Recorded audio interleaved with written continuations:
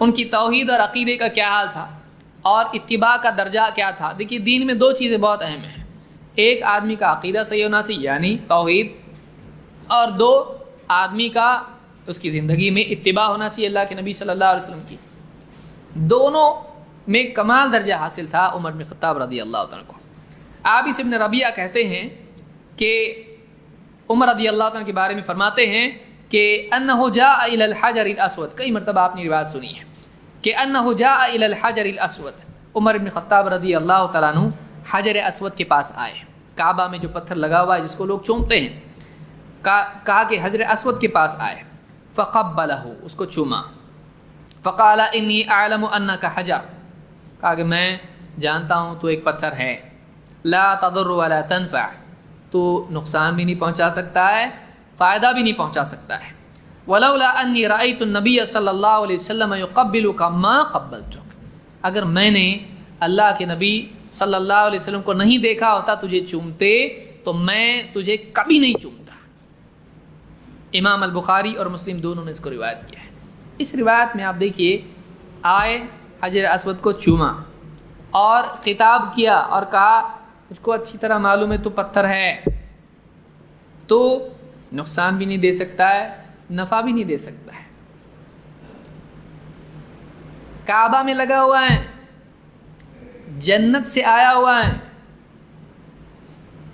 فرشتوں کا سردار لایا ہے, نبیوں کے سردار کے باپ جد امجد اوپر جا کے ابراہیم علیہ السلام نے اس کو نسب کیا ہے پہلی بار, اور دوسری بار سارے نبیوں کے سردار نے اس کو نسب کیا ہے. لیکن اس پتھر کے اتنی ساری فضیلت کے باوجود بھی کچھ تو ہوتا ہوگا نا, اس سے بیمار اچھا ہوتا ہوگا, کچھ تو کرتے تو اچھا. یہ بابا تھے, ان کی قبر کچھ تو ہوگا نا بھائی. یہ انگوٹھی ہے عقیق کی ہے یا عتیق کی ہے, ہاں کچھ تو ہوگا اس سے. کڑا ہے, رات بھر بابا کے دربار میں رہا ہے تو گھر بار اس سے صحیح ہو جائے گا نا. کا صدیوں سے لگا ہوا ہے, 1000 سال سے کتنی بڑی, 2500 سال تقریباً پکڑیے اس کو, اتنے زمانے سے اس میں لگا ہوا ہے. لیکن حضرت عمر کیا کہہ رہے ہیں, میں جانتا ہوں تو ایک پتھر ہے اور تو نفع نقصان کا مالک, تو نفع بھی نہیں پہنچاتا نقصان بھی نہیں. معلوم اتنے بڑے اللہ کے گھر میں لگا ہوا ہے تب بھی نفع نقصان تو اس سے جڑا ہوا ہے نہیں. اور 2 دن کے لیے, ایک رات کے لیے اگر بابا کی قبر سے جڑ جائے تو پاور آ جاتا اس میں, اور وہ پتھر اس میں پاور نہیں آیا. سوچیے یعنی آج مسلمان کہاں جا رہا ہے. تو نے کہا میں جانتا ہوں. تو حضرت عمر رضی اللہ تعالیٰ جو ہے اندھ شردھا والے نہیں تھے. حضرت عمر دیکھیے عقیدہ کیا ہے. آج کوئی آدمی کہے, کسی بزرگ کی قبر پہ جا کے کہے اور وہاں پہ کوئی کڑا یا پھول رکھا ہو, پھول کو اٹھا کے کہے تو ایک پھول ہے اور تجھ میں فائدہ بھی نہیں نقصان نہیں, کچھ نہیں ہوتا تیرے سے, ڈال دیا واپس, تو کتنا پٹا, وہ تو اس کے اوپر پھول چڑھانے پڑے گے. گیا ہو, سمجھ رہے ہیں آپ. سوچیے کعبہ میں جا رہے ہیں اور کعبہ کے سامنے کھڑے ہو کے پتھر کو چوم رہے اور کہہ رہے ہیں تو پتھر ہے, فائدہ بھی نہیں نقصان بھی نہیں. سوچیے وہ کعبہ میں لگ کے بھی فائدہ نقصان نہیں. بعض لوگ کہتے ہیں کہ یہ فائدہ ہے نا اس میں, قیامت کے دن سفارش. ارے وہ قیامت کے دن سفارش کرے گا تو کیا قیامت کے دن وہ انگوٹھی سے فائدہ اٹھا رہا ہے؟ اس کو اس کو کہاں جوڑ رہا ہے؟ قیامت کے دن سفارش کرے گا وہ تو ہر پہاڑ کرے گا جس پر سے کوئی آدمی گزرتا ہے, ذکر کر کے گزرتا ہے.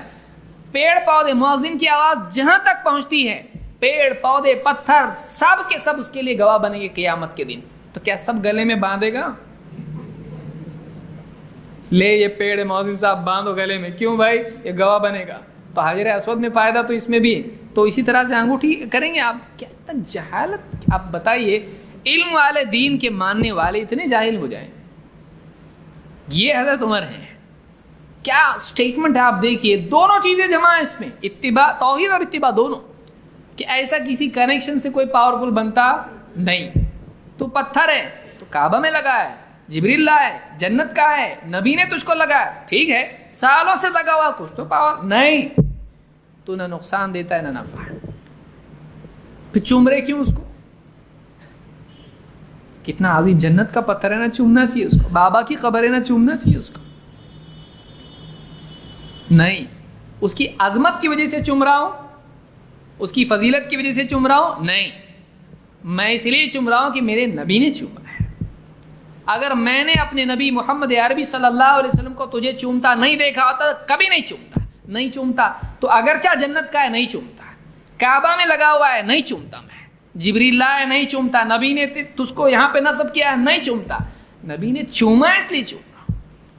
اس لیے ہم بھی کہتے ہیں کہ قبروں کو چومنا، اگر ہمارے نبی چومتے تو ہم بھی چومتے ہیں. ارے اللہ والے کی قبر ہے تو ٹھیک ہے، لیکن ہمارے نبی نے اللہ والوں کی قبروں کو چوما؟ جتنے صحابہ شہید ہوئے ان کی قبروں کو چوما؟ نہیں. تو ہم نے، ہمارے نبی نے قبر کو نہیں چوما، ہم بھی نہیں چومتے. یہ مینٹالٹی مسلمان کی ہونا چاہیے. تو اس میں دونوں چیزیں جمع کی، ایک توحید اور دوسرے اتباع، کہ ہمارے نبی صلی اللہ علیہ وسلم نے کیا اس لیے کر رہا ہوں، تیری فضیلت کی وجہ سے نہیں. سمجھ میں آ رہی بات؟ تو یعنی اپنے طور سے ہم چیزوں کی فضیلت طے کر کے ان کو چومنے لگیں، یہ اسلام میں نہیں ہے. حضرت عمر یہ ہم کو سکھا رہے ہیں. اس کو یہ دیکھنا چاہیے نبی نے کیا ہے کہ نہیں، نبی نے کیا ہے کہ نہیں کیا ہے. آج فلانا دن ہے، 12 ربیع الاول کا دن ہے، کتنا فضیلت والا دن ہے، آج ایسا کرنا چاہیے. حضرت عمر کا جملہ یاد رکھے. ٹھیک ہے تو بہت بڑا دن ہے لیکن تیرے اندر کچھ نہیں ہے. اگر ہمارے نبی صلی اللہ علیہ وسلم اس دن جلوس نکالتے اور اس دن اگر ایسا کرتے، اس دن فلاں عمل کرتے تو میں بھی کرتا. لیکن اگر آپ نے نہیں کیا تو میں بھی نہیں کروں گا. ٹھیک ہے تو آج بڑا دن ہے، پیدائش کا دن ہے نبی صلی اللہ علیہ وسلم کی، بہت بڑی بات ہے، اچھی بات ہے. لیکن پھر بھی میں وہی کروں گا جو ہمارے نبی نے ہم کو سکھایا صلی اللہ علیہ وسلم. سمجھ میں آ رہی بات؟ یہ اصول ہم کو عمر بن خطاب رضی اللہ تعالیٰ نے یہاں پر دیا ہے. تو یہ ان کی توحید کا حال ہے، یہ ان کی اتباع کا حال ہے. اس کو بخاری مسلم دونوں نے روایت کیا ہے.